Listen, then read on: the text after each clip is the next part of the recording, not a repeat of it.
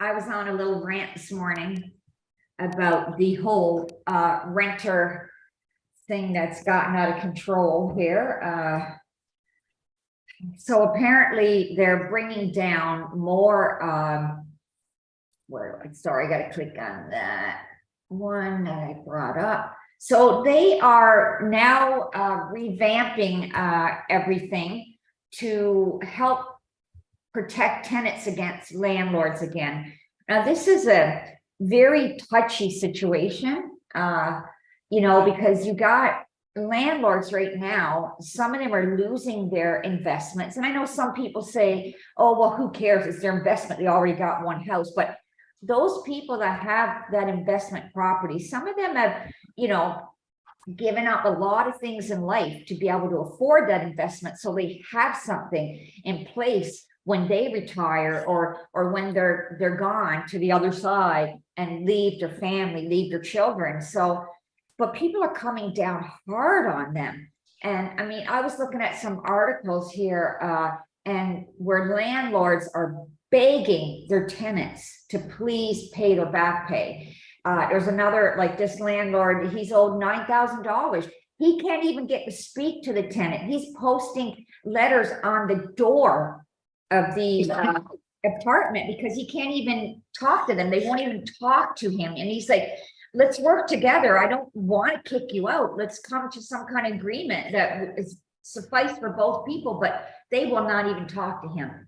So obviously $9,000, that's a few months that they haven't paid their rent. And I don't think it's fair that, that it's just becoming unequal. I think the government needs to come up with some kind of solution that benefits tenants and landlords because it's getting out of control out there. There's another article saying how this guy is driving a Lamborghini, but he pays no rent. So he hasn't paid his rent for months in this apartment, but he's driving a Lamborghini. So these are people that are taking advantage of what Kathleen Wynne did to the system, as far as I'm concerned. And unfortunately, I'm still bringing up Kathleen Wynne because she's a sore spot for a lot of people. So she's gone, but she's not gone.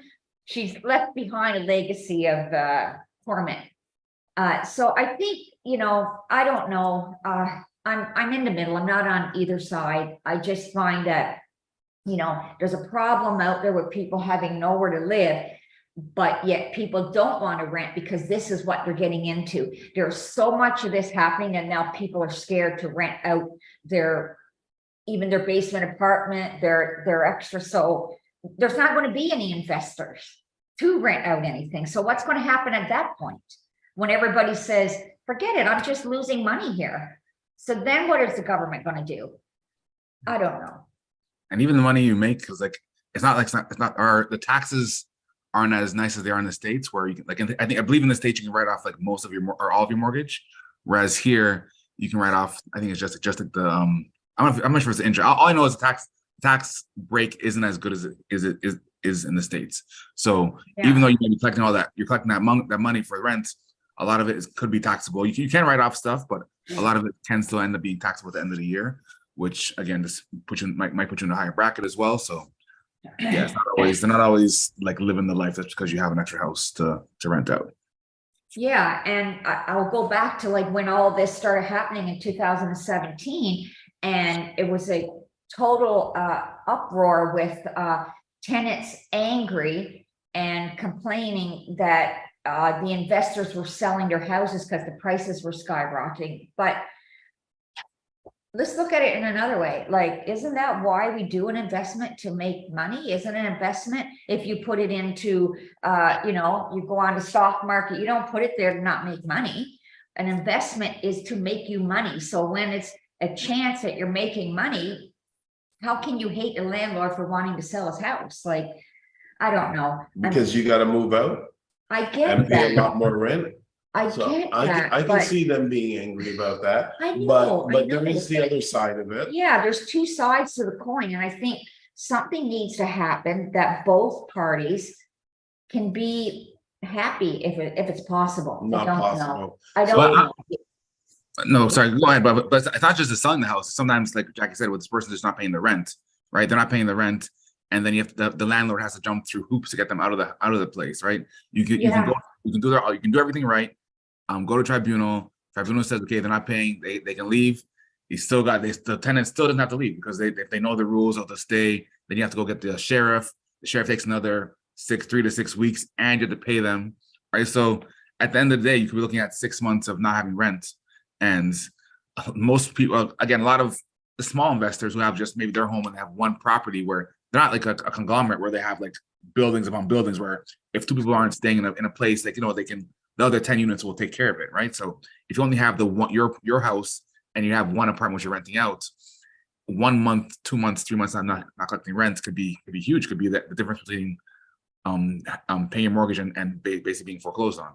Exactly. And if somebody is in there, like 6 months, 4 months, and they have not paid a cent, but they're still able to live life quite comfortably, like this guy driving around in his Lamborghini, then I think there has to be some separate, like the same tribunal, but there has to be a fast track. There has to be a fast track for those people that we call professional renters who go around, they make up the paperwork, because people have been saying, well, then it's the landlord's fault. He's stupid. He put them in there.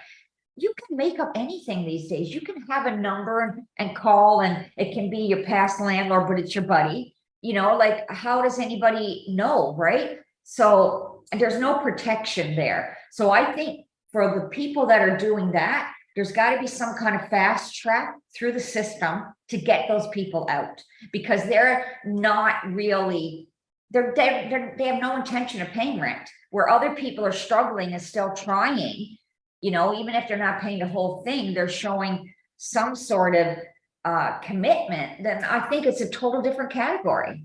Well, this kind of relate to that. Like, it's kind of like if you commit a crime, let's say you rob a bank and someone steals the money from you. You can't then go to a lawyer or go to court to say, oh, he stole the money that I stole, right? You can't be rewarded for a crime, right? So I think to what you're saying, like, if you get into a property using fraud, then your rights should be like forfeit, in my opinion. Like, whether and you shouldn't have to wait through this whole system that you can't get in for 6 months. Like, I think there has to be a different, a little fast track for people like that, and they need to separate it, I believe, and then maybe it might get a little better. Thank you for watching our video.